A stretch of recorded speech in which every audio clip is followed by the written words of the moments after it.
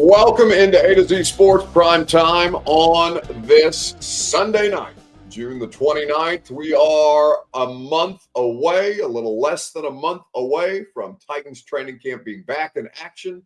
So we're going to continue our off-season discussions with we'll circle back to the hot seat conversation. Where is Brian Callahan among active head coaches on hot seat conversations? Where should he be versus where is he actually? That's the thing that we are going to dive into tonight, and we will do a little Sunday Funday. In the meantime, because I saw, it is the list time of year, right? I saw a list from Pro Football Talk that had 5 NFL head coaches, the 5 coaches with the hottest seats in 2025 on Pro Football Talk. I think I mentioned that. And Brian Callahan wasn't on it. So it made me think, okay, I mean, if I don't know if that was just an error. I don't know if Brian Callahan would be 6 on that list. And always these list things are subjective. But I do think that there at least needs to be some conversation around it. Whether you want there to be a conversation around it or not is a different question, which is kind of the question that we're going to ask you tonight. But given that Amy Adams Strunk is on a streak of her own, right? She's on a hot streak. She's gotten John, Vrabel, and Rand in the last 3 off seasons. Could Brian Callahan make a 4th consecutive firing by an ownership group that's been pretty trigger happy in the last couple of years? She's got a new quarterback, but if the team underperforms, could we start to see that doubt and that dissension creep back in the way that it did with basically every other of Brian Callahan's predecessors, or at least Titans dignitaries' predecessors, Mike Borgonzi and Brian Callahan? How safe should he be versus how safe is he actually? That's what we're going to talk about tonight. So we will dive into that. I've got all 32 of them categorized into 5 different categories, and I'll see if you agree with this on Facebook, YouTube, Twitter, and Twitch. Share the show around. That is the customary practice. If you're hanging out here with us tonight, throw a like on the video. If you're on YouTube or Twitch, text the link to a friend if you want to share the show around, which we do appreciate when you do. And we will go ahead and get this thing rolling while you guys do exactly that. Welcome into A to Z Sports Prime Time from the palatial Rising Estate on this Sunday night. I'm your host, Buck Rising, and I'm proud, as always, to be presented to you by Two Rivers Ford, the South's most trusted Ford dealer.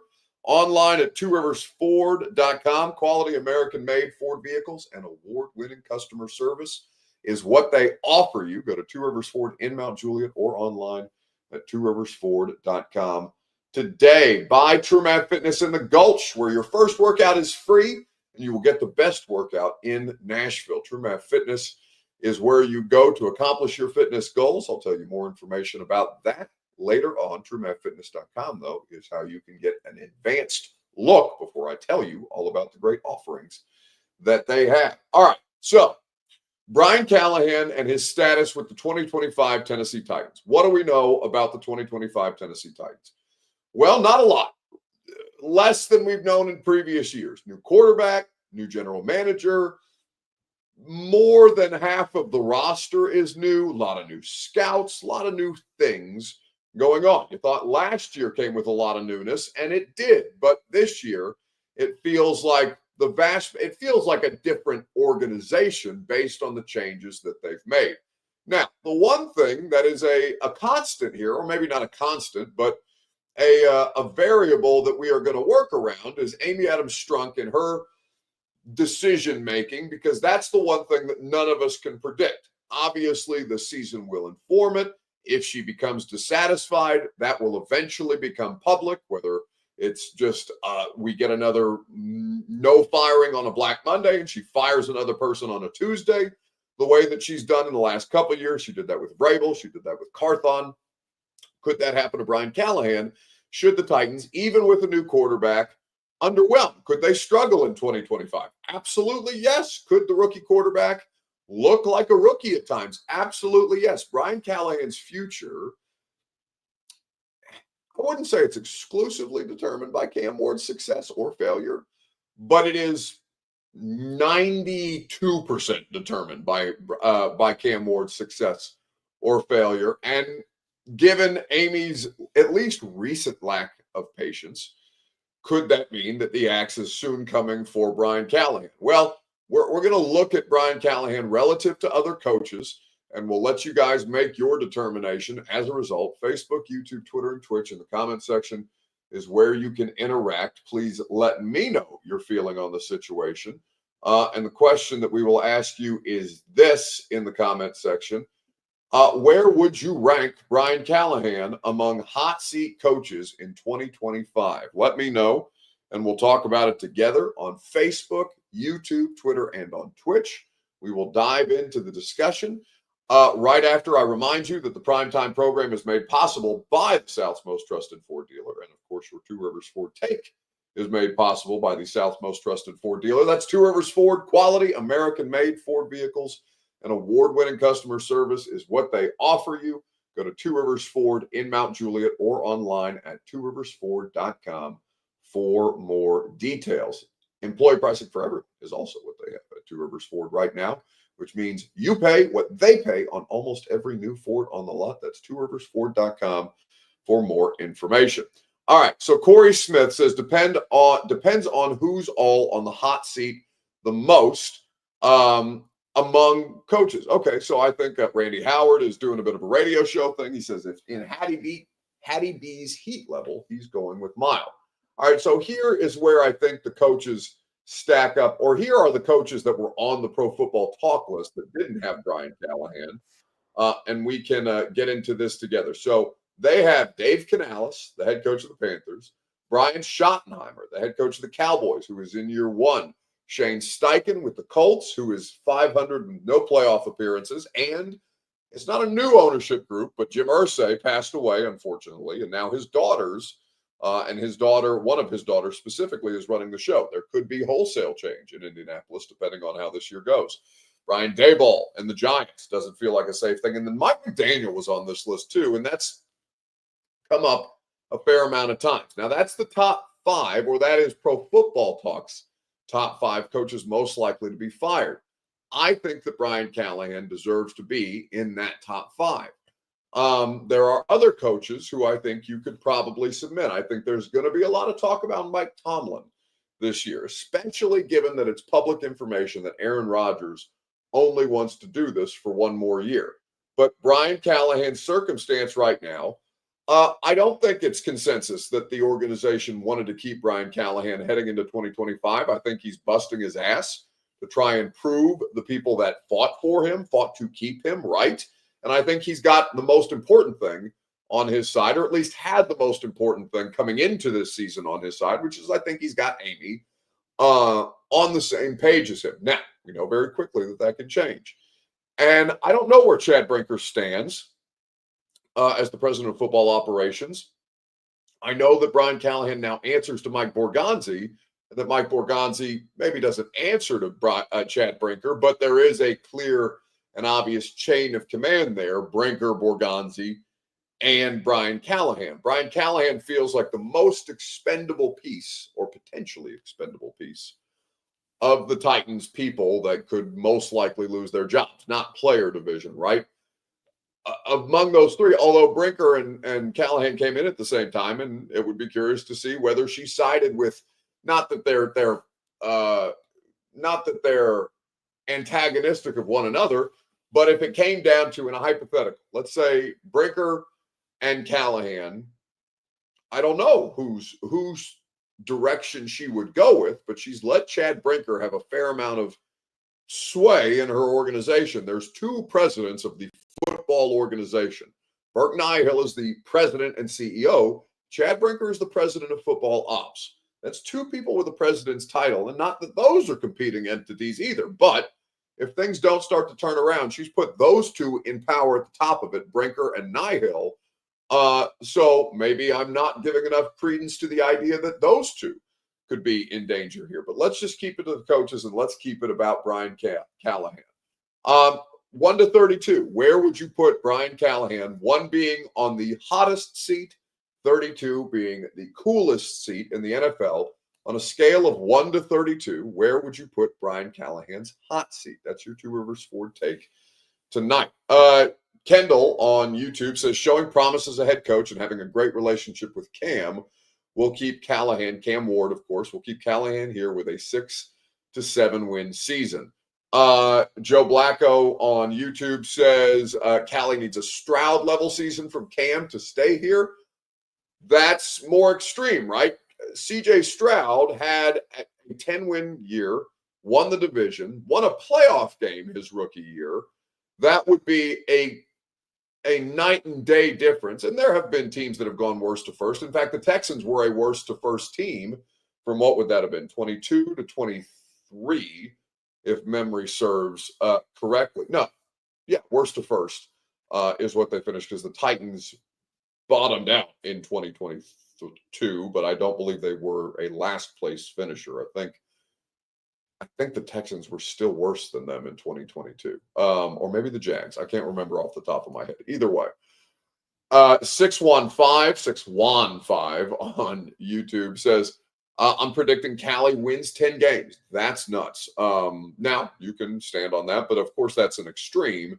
And you wish that Callahan would win 10 games because it would mean that your team is making all the right decisions.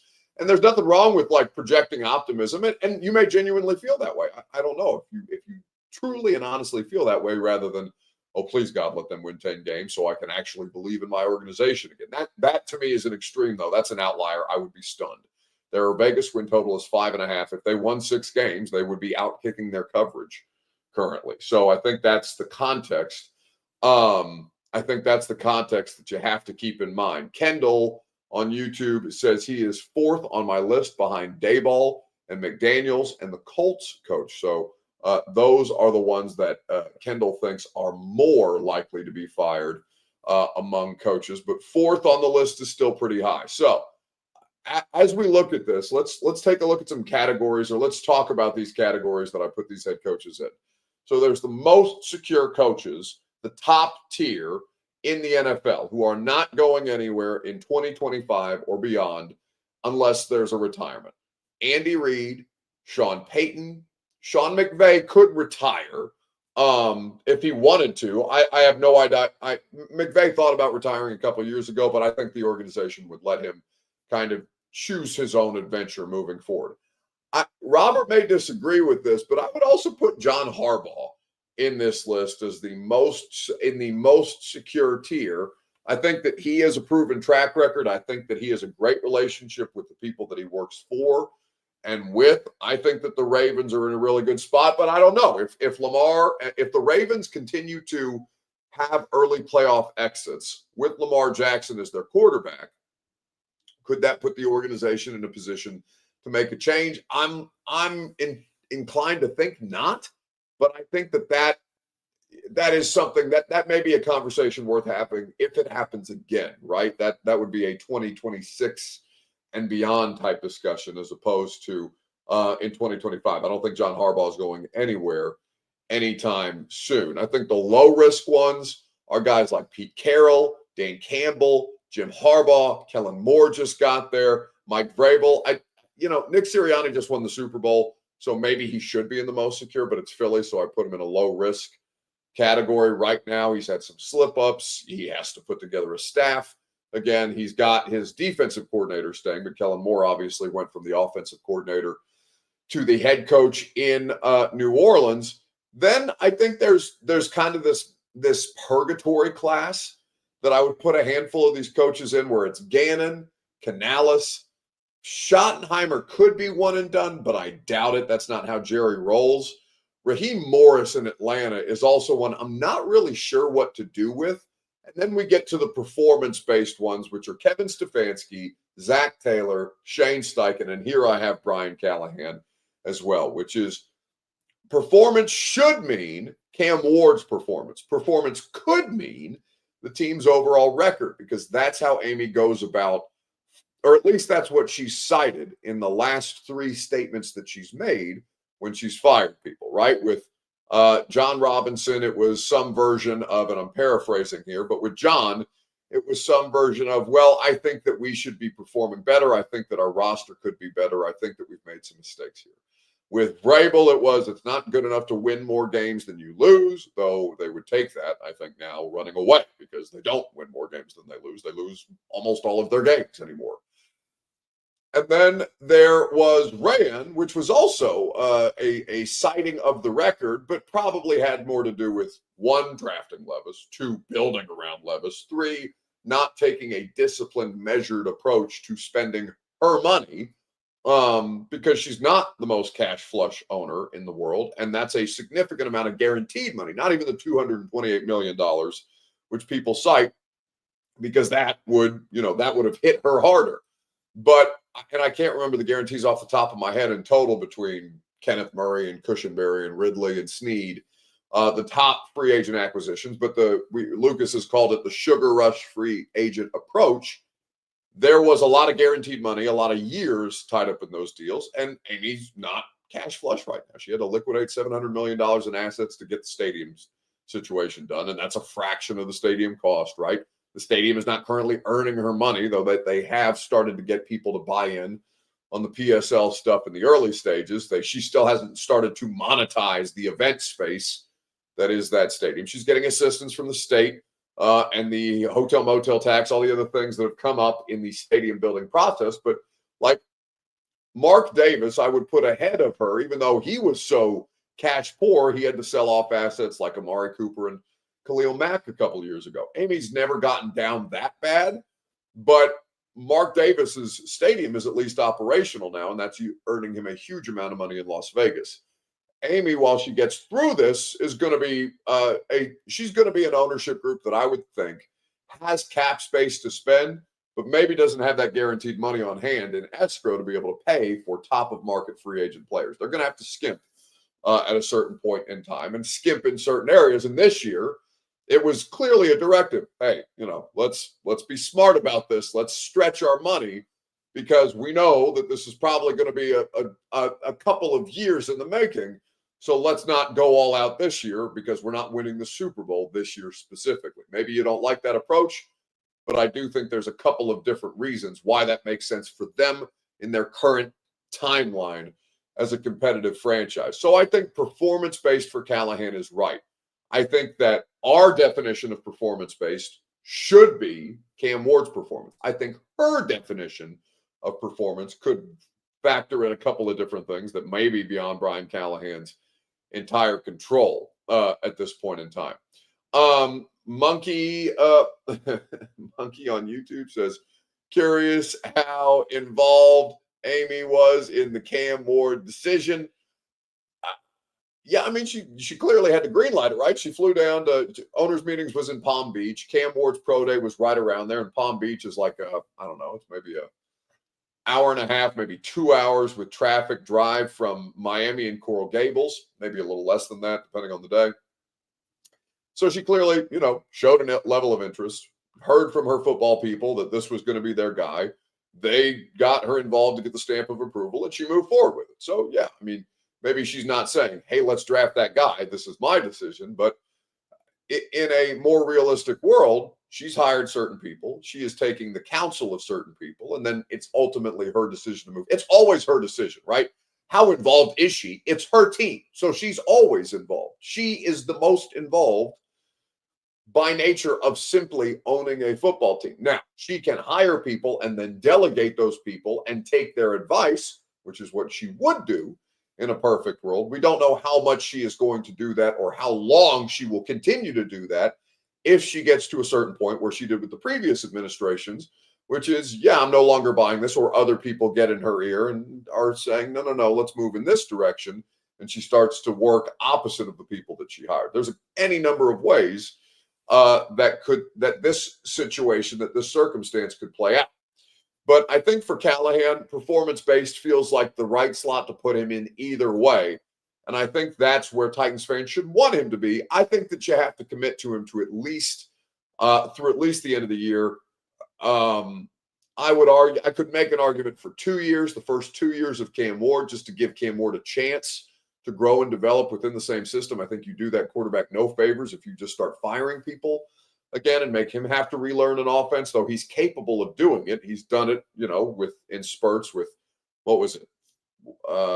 2 years at Incarnate Word, 2 years at Wazoo, and then 1 year at Miami. So he's clearly had turnover, clearly had to deal with change and adapted to it fine. But the NFL, the degree of difficulty, we understand that it's much harder.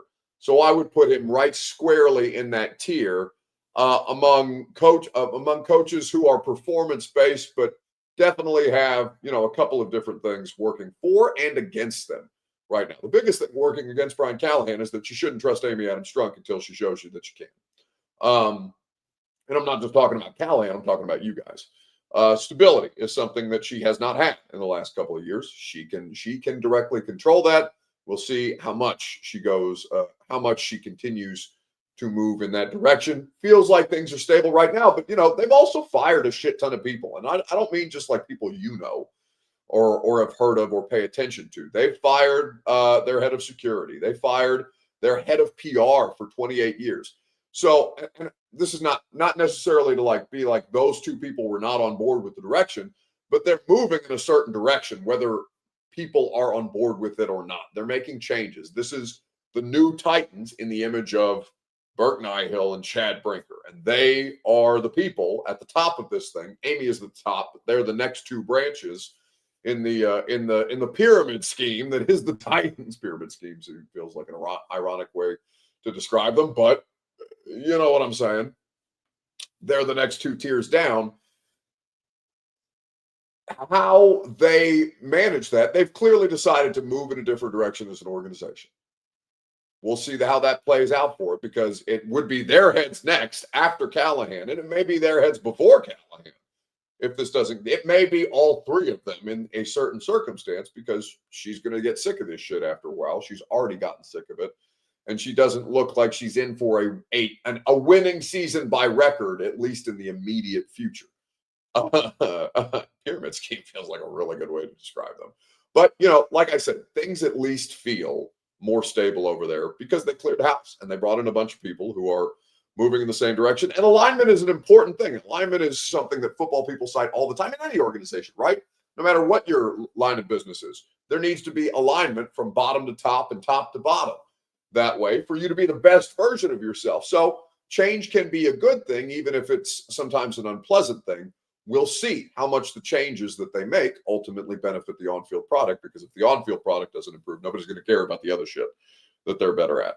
MB says every 2 years she fires someone. Callahan is up next. Borgonzi in 2 years from now. Well, she's fired somebody every year for the last 3 years. So it's not even every 2 years, but she's kind of staggered them, right? She's fired a GM, then a coach, then another GM. And now we're back to the coach in this situation, theoretically, but only time will tell at this point.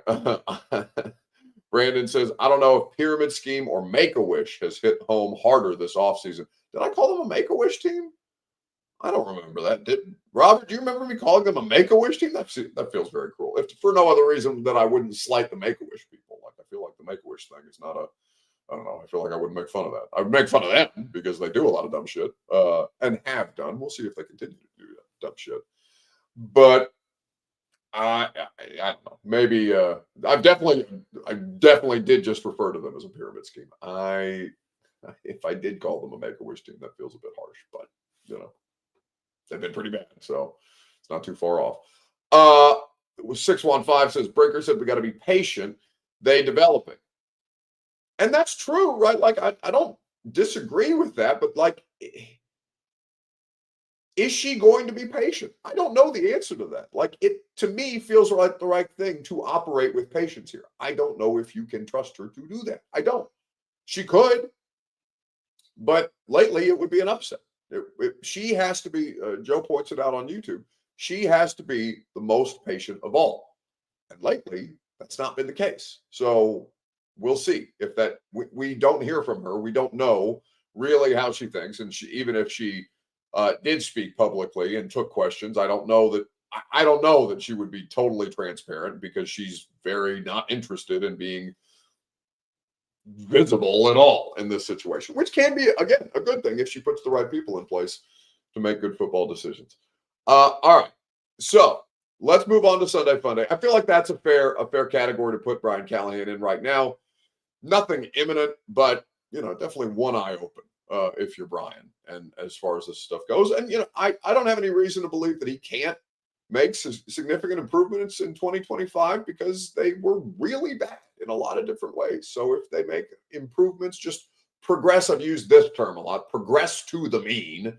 Just get slightly better than the worst team in football in a couple of different categories. That can elevate them significantly and would do a lot of goodwill towards Brian Callahan, who I do believe to be a very capable coach. But we come back to the thing that we talk about all the time: production-based business, and his team has not produced yet. We'll see what happens. All right. So Sunday Funday. What's the best thing you saw on the internet this week? Facebook, YouTube, Twitter, and Twitch.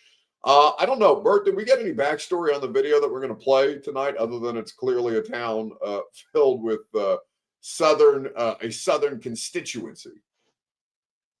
Okay, so I just pulled this up in the Lexington Herald, the Herald leader in Kentucky news. More than 35,000 people watched the General Lee jump over a fountain in Somerset as part of the 25th annual Summer Nights Cruise event. And I can't read any more than that for more than $1.99 for 3 months. Okay, so we'll get to that video here in just a second. Bert will get off the screen while I'll tell you about TrueMad Fitness, because nothing screams a fitness advertisement more than Robert Walsh. TrueMadFitness.com is where you go for your first workout free as a Middle Tennessee resident. No workout ever recycled or repeated. TrueMadFitness.com is where you go to get the best coaching, the best facility, and the best group fitness or personal training, or just the best equipment, top-of-the-line equipment for you to work out as you please, based on any number of their membership options. TrueMadFitness.com for that first workout free. All right, so he said Somerset, Kentucky, for the 25th annual. The 25th annual, I can't even remember what the name of the festival was, but apparently it involves racing the General Lee down the streets of Somerset, Kentucky, through a fountain, because Dukes of Hazzard, baby.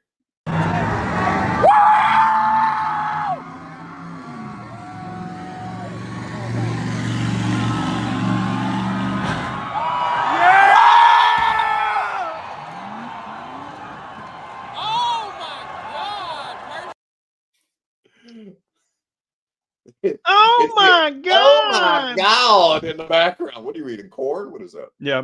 Sorry. Oh, look at you. Got his braces off a little while ago. Now he can eat corn freely. Anyway, I just wanted to watch this video again. If you'll notice, as soon as this thing hits the back of the fountain,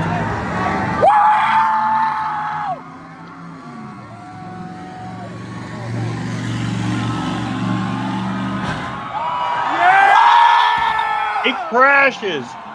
He crashes down here into these pylons. There's like a videographer. He's a professional stuntman, right? Yeah, there's like a I don't know who the hell was driving it. All right, let's wind it back one more time. I would have loved to have been on a roof for this. Hit it! Yeah! Oh my God! Oh my God! There's people standing inside of the barrier, like on the lead up before he hits the ramp. Look at these people to kind of the center of the bottom. There are people like clearly over the barrier as the car is flying towards that ramp. So like if those cars, like when they're moving that fast, just the slightest turn, or if he hits like a pebble or something like that, that's swerving and taking out a crowd of Somerset Kentuckians. Look at the sea of people at the end of the road. Like one of his brakes would have just locked up and he's just at the end of it here. Yeah! That's good stuff. That's America. We need something like that. How cool would it be to watch somebody jump a motorcycle into the Cumberland from beside Nissan? Somebody set it up. I see people throwing those bird scooters over the pedestrian bridge on the Cumberland into the Cumberland all the time. No, you don't. Don't nobody do that. We need an evil Nashville, evil Nashville to do stunts like that for us. Okay. It doesn't have to be. I volunteer you as tribute. No. You sound like my track coach. My track coach used to say, I like threw shot put and discus and all that. I did that too. And he was like, in your event, you're going to be a javelin catcher. You sound like my track coach. I would love to see you attempt the high jump. Hey, they would never let me pole ball. Bend backward. Coming at you.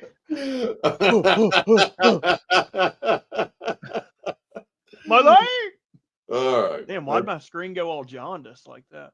I think that's just your general, like your room looks like a room that is stained with cigarette smoke. Like that's no. So your camera, well, at least that's what your camera makes it look like. No. So I feel that's appropriate. Oh, look at all that Raven stuff. Oh my God. Look, my walls are white, baby. Ceiling white. Well, they look yellow. yellow. They look yellow through the camera, which again is appropriate given your current state of existence.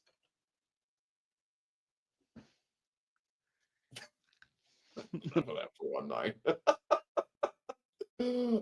That's going to do it for us tonight. Radio show is going to be fun. Tomorrow we're going to recap the Preds draft with Alex Doherty of the Tennessean. He is going to be on. We're also going to do some SEC football discussion. I've got a larger version of the Callahan hot seat discussion to have, too, from 10 to 1 on 104.5 The Zone. It's a short week this week. Prime time is Sunday, Monday. Easton will do Tuesday. And then we are off for the rest of the week with the holiday. The radio show is Monday, Tuesday, and Wednesday. We are off Thursday and Friday for the holiday. Though, if you are interested in hearing me talk about things that are not local, but, some NBA, some WNBA, we're doing a lot of Aaron Rodgers stuff on Fox Sports Radio. I'm on Fox Sports Radio every morning, Thursday, Friday, and Saturday this week with my buddy Jason Fitz. We'll be having a good time. So just because you can't get us live and local doesn't mean that you can't get me live somewhere at some point this week. Have a great rest of your evening. Enjoy what remains of your weekend. And I will see you tomorrow morning at 10 a.m.